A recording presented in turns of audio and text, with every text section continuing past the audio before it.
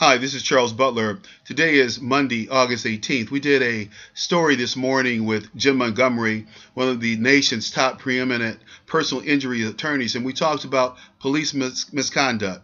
Mr. Montgomery has won over $500 million from the city of Chicago over the years for police misconduct. We also had D.A. Jackson on with us, a private investigator who's investigated numerous cases that exonerated people who had been charged with police brutality. He had charged the police with brutality and had falsified charges against them dropped because of his investigations.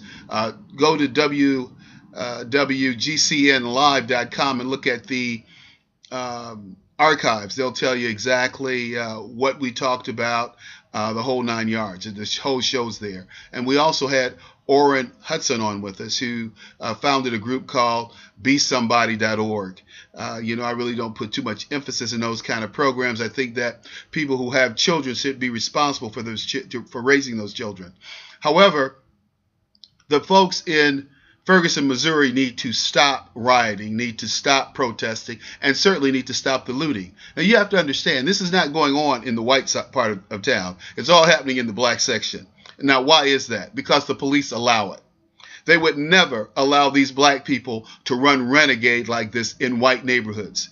See, I can remember living in a white neighborhood when that white neighborhood had white flight and turned black, the difference in policing and what police would tolerate and what they wouldn't tolerate.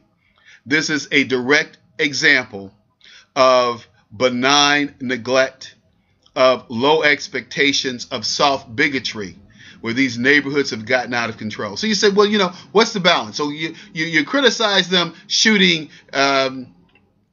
Michael Brown, but no, the bottom line is police should police and do the right thing. Mr. Brown was shot 6 times, we learned today or yesterday. The autopsy interview came out, and they explained he was shot 6 times. I think that's unconscionable.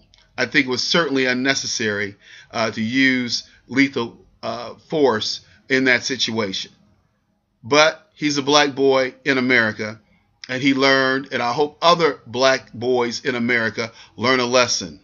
When the police ask you to do something, do it. Don't get smart. Don't try to mouth off. Don't try to stand up and be a man. They hold the power, except when you get to court. Then that's a level playing field. That's a lesson we all need to learn. Because there are good cops out there, and there's certainly bad cops. And the bad cops will win every time if you allow them. So be smart. Be a citizen. Understand your rights and exercise those rights. And by the way, don't walk around giving police a reason to pull your butt over. Headlights out, tail lights out, smoking in the car, drinking in the car, looking crazy. Well, if you look like a fool, the police going to treat you like a fool. If you look like a thug, the police going to treat you like a thug. Straighten up, black America, and fly right. Charles Butler.